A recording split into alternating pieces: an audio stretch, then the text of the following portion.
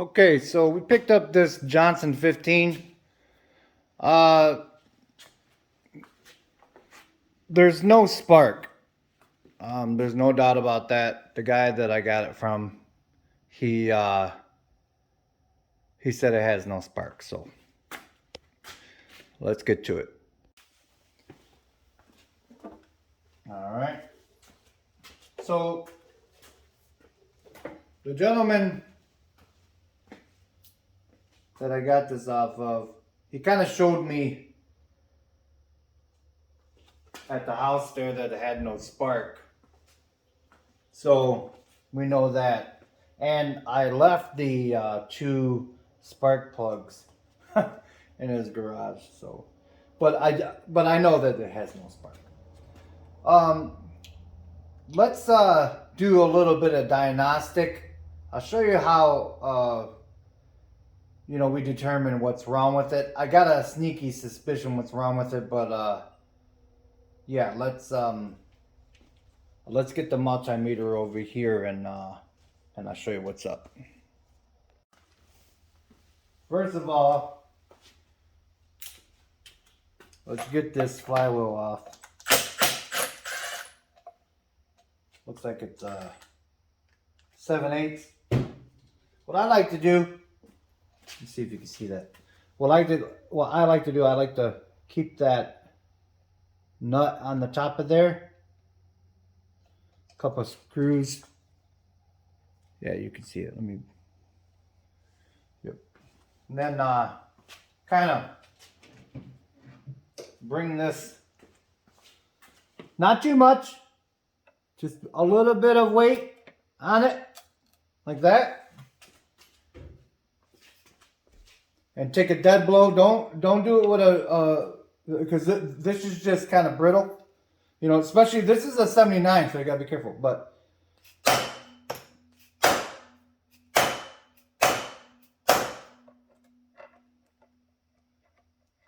it's a little bit of force.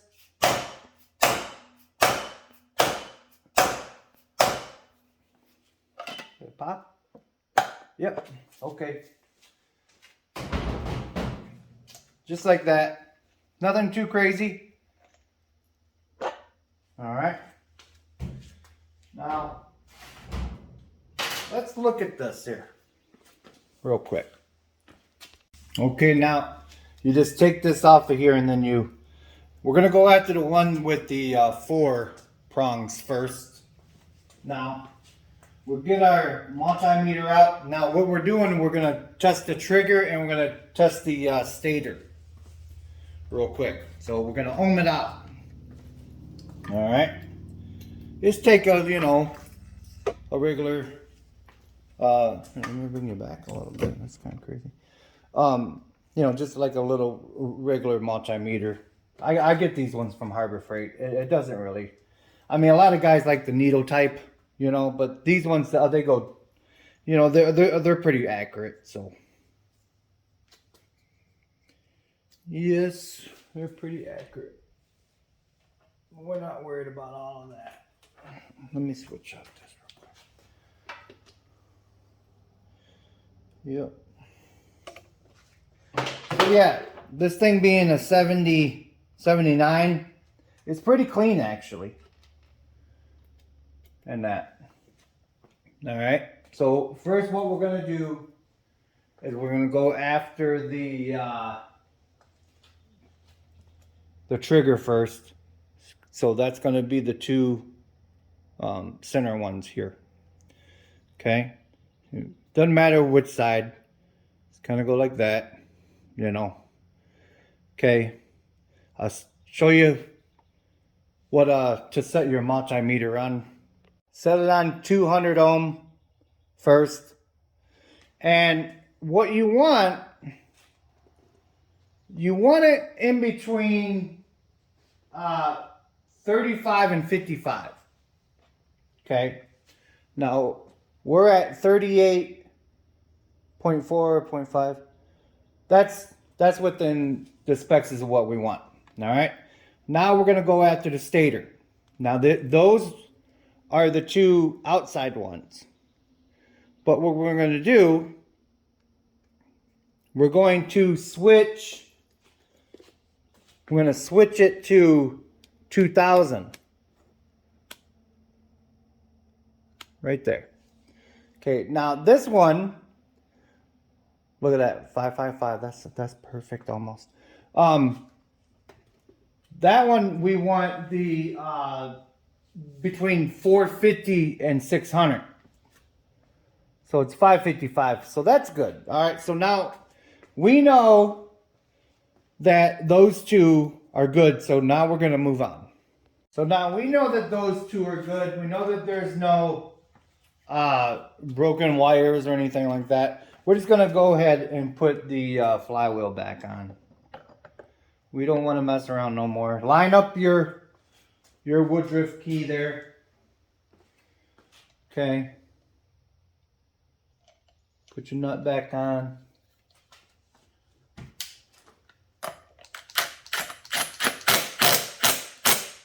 Alright, now we're good. Okay, now we're gonna go after the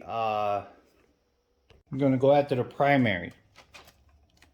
So now it's gonna be this one right here. Now this one you have to kind of like take this off all the way. Set that to the side. All right, again, bring it over a little bit.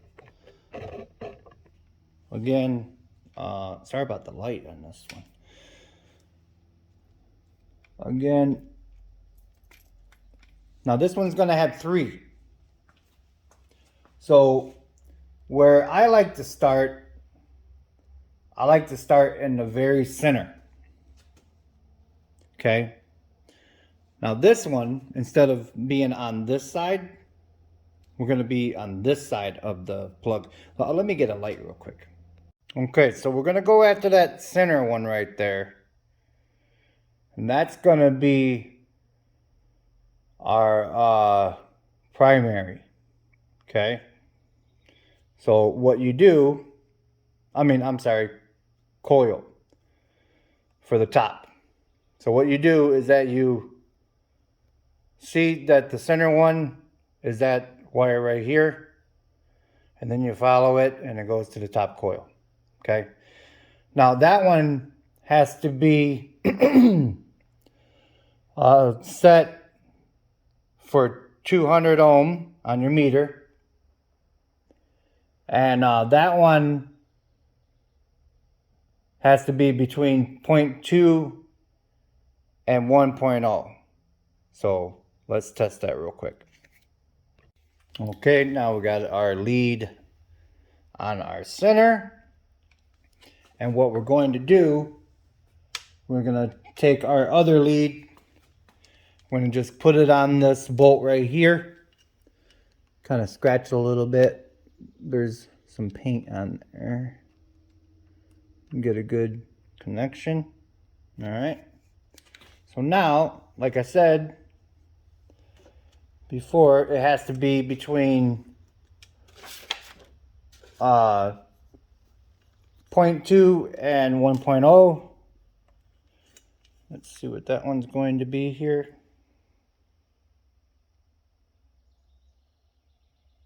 Yep, okay, that one's good. Let's move on to the next step. Okay, now the second one, okay, we just did the one in the center. Now we're going to go right beside it and follow that one down. And that one's going to be to the bottom coil for the primary, for the bottom. Okay, now let's put our lead on that one. Okay, make sure it's on there and not on the... There you go. I like using these because they have like that plastic, you know, and it doesn't touch the other ones. So I got a video on those little clips. All right, so like we said before, sorry about the lighting, guys. My other flashlight is dead. All right, now that one is good. Okay, top and bottom primaries are good now. Okay, now we're gonna try and get the other which is going to be the kill. Okay, so now the kill is going to be that black wire, so you know that one's going to be there. Put our little clip on there. There you are. Okay. Now this one should not have any kind of reading because the kill is disengaged right now. Yeah, see. So now the kill is good. All right. Moving right along now. Okay. Now what we're going to do is we are going to first of all, check that out. We're going to go ahead and check this here. This top one first. Let me get a little bit of love there. So we're going to go ahead and check that. So let's swap out our leads real quick and I'll bring you back. Okay, now we got our meter set at 2000. Now we're going to put our black lead right here on this bolt. And then our other one is in our spark plug boot. And what's our reading? It's supposed to be in between 200 and 400. Let's see if I can get it to connect here. Come on now. Try and do this with. There you go. 272. That's not bad. All right. So what does our paper say? From 200 to 400. Okay. All right. Now.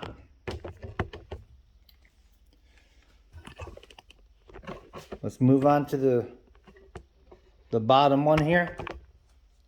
Same thing. Between 200 and 400. What's that one? That one is 279. Okay. All right. So this tells us basically, I had a sneaky suspicion at first because both coils not being able to spark is kind of rare. All right. So let me back you up a little bit here. I'm going to show you this. It's kind of like a CDI, I guess. I mean, I call it a power pack. It's called a power pack. Some people just call it the CDI. It's called this is 79. I believe this is the first year that they came out with. Don't quote me on it, but I believe it's the first year that they came out with this this style here. You know. All right. Now, this is essentially a power pack CDI. Now, what it does is it sends the signals to your coils and that. Okay. Now we already checked out the coils. They're good. We already checked out the stator and the trigger and that. So the only thing really left, in my opinion, is this. Now, usually I have these so I can swap them out, but I used my last one on a Evinrude. But this one right here, I got it on order. And and it should be here in a couple of days. But I think what I'm going to do, because we still have to make sure that the thing runs in general, you know. So what we're going to do after that, we're going to go ahead and put it in the drum, you know, make sure that the water pump is pumping, make sure it starts up, make sure that the, you know, the thing works. But first and foremost, we have to have spark. So that's where we're going to start. And I appreciate it so much, guys, for everybody following along and that. It really, really helps out the channel. And please subscribe. I'm at 332 right now, I think. And it's doing well, but not well enough, in my opinion. You know, like I said, I really do appreciate everybody's love and support, but please subscribe. With that being said, remember, it's just nuts and bolts, and God bless.